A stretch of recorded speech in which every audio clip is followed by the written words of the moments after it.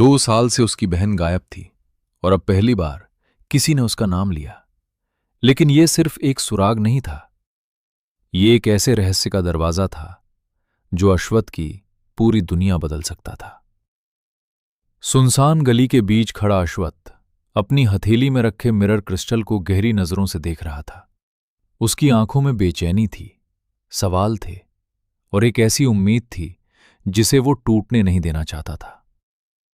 आखिर आपने मेरे लिए इसमें क्या छोड़ा है? उसने बहुत धीमे स्वर में कहा। वो समझ नहीं पा रहा था, अगर उसकी बहन सचमुच उससे संपर्क करना चाहती थी तो सीधा कोई संदेश क्यों नहीं भेजा? इतना रहस्यमय तरीका क्यों? ये सोचते हुए अश्वथ ने अपनी हॉलो वॉच सक्रिय की और एक्स्ट्रानेट पर मिरर क्रिस्टल के बारे में जानकारी खोजनी शुरू कर दी। कुछ ही पलों में उसके सामने कई पेज खुल गए। वो उन्हें तेजी से पढ़ता गया और जल्द ही उसे समझ आने लगा कि ये क्रिस्टल आखिर काम कैसे करता है। तो मिरर क्रिस्टल ब्लड लॉक से खुलता है, अश्वथ ने धीरे से कहा। उसे ये बात खास तौर पर दिलचस्प लगी। इसका मतलब साफ था, अगर किसी के पास सही रक्त संबंध न हो तो वो इसके भीतर रिकॉर्ड की गई चीजों तक पहुंच ही नहीं सकता। यानी जो कुछ भी इस क्रिस्टल में था वो सिर्फ उसी के लिए छोड़ा गया था। चलो देखते हैं। अश्वथ ने अपनी तलवार निकाली और बिना देर किए अपनी हथेली पर हल्का सा कट लगा दिया। एक पतली धार में खून बह निकला। उसने अपनी हथेली को मिरर क्रिस्टल के ऊपर कर दिया और खून की कुछ बूंदें उस सफेद क्रिस्टल पर गिर पड़ीं। अगले ही पल वो क्रिस्टल सफेद रोशनी से चमक उठा और फिर उसकी सतह पर एक छोटी सी आकृति उभरने लगी, जैसे कोई याद, जैसे कोई सपना जो रोशनी बनकर उसके सामने जीवित हो उठा हो। अश्वथ की सांस थम गई, उसकी आंखें नरम पड़ गईं, उसकी मुट्ठियां कस गईं, क्योंकि वो आकृति उसकी बड़ी बहन की थी। उस एक पल में अश्वथ के भीतर दबा हुआ सारा दर्द फिर से जाग उठा, क्योंकि उसके सामने सिर्फ एक प्रोजेक्शन नहीं थी, वो उसकी उम्मीद थी। हां, वो सिर्फ एक रिकॉर्डेड प्रोजेक्शन थी, लेकिन उसके लिए वो उसी पल दुनिया की सबसे कीमती चीज बन गई। फिर वो आवाज गूंजी, आशु, अगर तुम ये सुन रहे हो तो इसका मतलब है कि मैं भी गायब हो चुकी हूं, मां और पापा की तरह। बस इतना सुनना था। अश्वथ की आंखों से आंसू बहने लगे। वो सालों से इस आवाज को सुनने के लिए तरस रहा था। उसके होंठ कांपे, उसकी सांसें भारी हो गईं। दीदी, प्रोजेक्शन में उसकी बहन की आवाज फिर गूंजी। मुझे माफ करना आशु, मुझे जाना पड़ा। अश्वथ की आवाज भर्रा गई। क्यों? लेकिन जवाब उसी बात थी जिसकी शान मिले थे। ये सुनते ही अश्वथ की आंखें फैल गईं। उसके चेहरे पर ऐसा भाव उभरा मानो अचानक दुनिया रुक गई हो। मां, पापा? लेकिन अगली बात ने उसके भीतर और भी बड़ा तूफान खड़ा कर दिया। लेकिन जब मैं उस जगह तक पहुंची तो मुझे एहसास हुआ कि मामला मेरी सोच से कहीं ज्यादा जटिल है। आशु, मां और पापा हमें छोड़कर नहीं गए थे। ये सुनकर अश्वथ के भीतर जैसे कुछ टूट गया, क्योंकि अब यह साफ था, उनका गायब होना कोई हादसा नहीं था, ये एक साजिश थी। उन्हें किसी ने ले जाकर बंद कर दिया था। अश्वथ का चेहरा गुस्से से विकृत हो गया। उसकी आंखों में आग उतर आई, लेकिन उसने खुद को रोका और पूरा संदेश सुनने के लिए शांत खड़ा रहा। प्रोजेक्शन में उसकी बहन की आवाज जारी रही। जब मुझे यह सच पता चला तो अनजाने में मैंने बहुत सारे दुश्मन बना लिए। अश्वथ ने एक पल के लिए आंखें बंद कर लीं। अब बहुत सी चीजें धीरे धीरे समझ आने लगी थीं। ब्लेड फैमिली, उसकी बहन का गायब होना, वॉइड वॉकर नाम, सब कुछ जैसे एक ही धागे से जुड़ा हुआ था। फिर उसकी बहन की आवाज थोड़ी नरम हुई। आशु, मैं जहां भी हूं अभी सुरक्षित हूं, लेकिन मुझे तुम्हारी चिंता है। इसलिए मेरी एक बात ध्यान से सुनो। तुम थॉर्न फैमिली पर भरोसा कर सकते हो, लेकिन आंख बंद करके नहीं। वे जिद्दी हैं और तब तक किसी की मदद नहीं करते जब तक वो उनका भरोसा ना जीत ले। अश्वथ चुपचाप सुनता रहा। अब उसे समझ आ गया था कि काले चोगे वाले आदमी की बात झूठ नहीं थी। प्रोजेक्शन आगे बोली, और हां, अब तक तुम्हें यह समझ आ गया होगा कि हमारा असली सरनेम मॉर्गन नहीं, वॉइड वॉकर है। लेकिन मैं फिर भी तुम्हें यही सलाह दूंगी कि फिलहाल मॉर्गन नाम ही इस्तेमाल करो। वॉइड वॉकर सरनेम तुम्हें फायदों से ज्यादा नुकसान देगा। मैंने ये बात बहुत मुश्किल तरीके से सीखी है। अश्वथ ने हल्के से सिर झुका दिया। वो पहले से ही इस नाम को लेकर सावधान था और अब उसकी बहन की बात ने उस सावधानी को सही साबित कर दिया। कुछ पल बाद प्रोजेक्शन की आवाज फिर सुनाई दी। शायद अभी के लिए इतना ही काफी है। मुझे पता है तुम मुझे ढूंढना चाहोगे, लेकिन ऐसा मत करना। बस इतना जान लो कि मैं सुरक्षित हूं और मां पापा भी सुरक्षित हैं। अश्वथ की सांस जैसे वहीं थम गई। उसकी आंखें फिर भर आईं।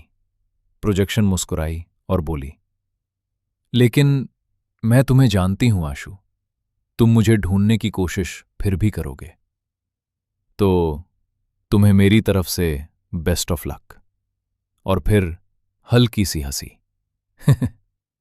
अगले ही पल प्रोजेक्शन गायब हो गई।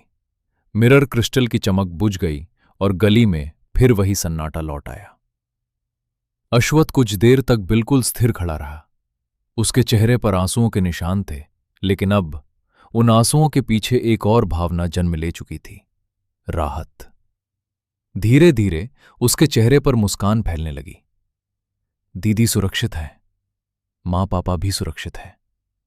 पिछले 2 सालों से वो हर रात सबसे बुरे ख्यालों में डूबता रहा था। कभी उसने उनकी मौत की कल्पना की, कभी कैद की, कभी विश्वासघात की। लेकिन अब उसे सच का एक टुकड़ा मिल गया था, और वही टुकड़ा उसके दिल से वो बोझ हटाने के लिए काफी था जो इतने समय से उसे अंदर से जकड़े हुए था। फिर भी एक सवाल अब भी बचा हुआ था। लेकिन अगर मां और पापा को कोई ले गया था, तो दीदी ने इतने यकीन से कैसे कहा कि वे सुरक्षित हैं? अश्वथ ने इस बात पर सोचा, मगर खुद को रोका। नहीं, अभी नहीं। अगर दीदी ने कहा है कि वे सुरक्षित हैं, तो मैं उस पर भरोसा करूंगा। उसने गहरी सांस ली। अब उसे साफ लग रहा था इस पूरे मामले में बहुत कुछ ऐसा था जो अभी भी उससे छिपा हुआ था। बहुत से रहस्य, बहुत सी परतें और शायद बहुत से दुश्मन। लेकिन एक बात तय थी, अब उसके पास आगे बढ़ने की वजह पहले से ज्यादा मजबूत थी। जो भी हो, अब कम से कम मुझे इतना तो पता है कि वे जिंदा है और सुरक्षित है। बस इतना ही अभी काफी है। ये सोचकर अश्वथ गली से बाहर निकल आया। वो वापस स्टेशन के प्लेटफॉर्म पर पहुंचा और एक बेंच पर बैठ गया। उसके चेहरे पर अब पहले वाली बेचैनी नहीं थी। उसकी जगह एक शांत, चमकती हुई उम्मीद ने ले ली थी। कुछ ही देर बाद ट्रेन आ गई। अश्वथ उसमें सवार हो गया। सफर शुरू हो चुका था, लेकिन उसके मन में अब भी एक नाम घूम रहा था, थॉर्न फैमिली। उसे अपनी बहन की बात याद आई। वे भरोसेमंद हो सकते हैं, लेकिन उससे पहले उसे अपना टैलेंट और स्ट्रेंथ साबित करनी होगी। अश्वथ सीट पर बैठा बैठा सोचने लगा, लेकिन ये करूं कैसे? क्या मैं सीधा जाकर थॉर्न फैमिली के सामने नॉविस रैंक के सब लोगों को हरा दूं? एक पल के लिए वो खुद ही अपनी सोच पर मुस्कुराया। हाँ, इससे मेरी कॉम्बैट पावर तो जरूर दिख जाएगी। ट्रेन अपनी रफ्तार से आगे बढ़ती रही और कई घंटों बाद अश्वथ ओल्ड लेक सिटी पहुंच गया। स्टेशन से बाहर निकलते ही उसने महसूस किया कि यह शहर बाकी शहरों जैसा बिल्कुल नहीं था। ओल्ड लेक सिटी किसी आधुनिक महानगर की तरह नहीं, बल्कि एक पुराने, शांत गांव की तरह दिखता था। चारों ओर पेड़, हरी घास, लकड़ी के घर, फूस की छतें। यहां गगनचुंबी इमारतें लगभग न के बराबर थीं। न हाईटेक चमक, न लोहे और कांच की ठंडी दुनिया, बल्कि एक प्राकृतिक, सादा, जीवित सा वातावरण। अश्वथ ने आसपास नजर दौड़ाई। कई लोग गाड़ियों की जगह बीस्ट पर सवारी कर रहे थे। उसने हल्की मुस्कान के साथ सोचा, इस शहर का वाइब वाकई अलग है। लेकिन वो यहां घूमने नहीं आया था। उसे सबसे पहले फीनिक्स ऑर्डर गिल्ड की ब्रांच ढूंढनी थी। फिर उसके पास किसी होटल का इंतजाम करने का समय होगा। उसने अपना हवा बोर्ड निकाला, जमीन पर रखा और अगले ही पल वो हवा में तैरने लगा। अश्वथ उस पर चढ़ा और शहर की गलियों में तेजी से आगे बढ़ गया। रास्ते में कुछ लोगों से पूछने के बाद उसे फीनिक्स ऑर्डर गिल्ड की रास्ता मिल गया। वो ब्रांच एक झील के पास थी, शायद वही ओल्ड लेक। और जब अश्वथ वहां पहुंचा तो उसकी आंखों में हल्का आश्चर्य उभरा, क्योंकि पूरे शहर की साधारण ग्रामीण बनावट के बीच फीनिक्स ऑर्डर की इमारतें एकदम अलग दिखाई दे रही थीं। ऊंची, साफ, आधुनिक और पूरी तरह हाईटेक। लगता है इस शहर में नॉर्मल इंफ्रास्ट्रक्चर सिर्फ यही है, उसने मन ही मन सोचा। वहां उसके जैसे बहुत से युवा लड़के और लड़कियां भी मौजूद थे। कुछ गिल्ड बिल्डिंग्स को देख रहे थे, कुछ आपस में बातें कर रहे थे और कुछ आसपास के माहौल को समझने की कोशिश कर रहे थे। अश्वथ ने ज्यादा देर नहीं लगाई।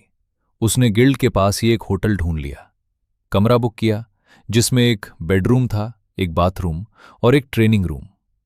वेलोरा कॉन्टिनेंट में ट्रेनिंग रूम लगभग हर जगह दिया जाता था, चाहे कोई उसे मांगे या नहीं। कमरे में पहुंचकर अश्वथ ने बाकी हिस्सों पर बस एक नजर डाली और सीधा ट्रेनिंग रूम की ओर बढ़ गया।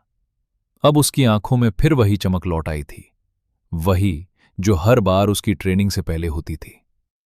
अब वक्त है मैजिक स्वॉर्ड बुलेट स्किल को लेवल अप करने का।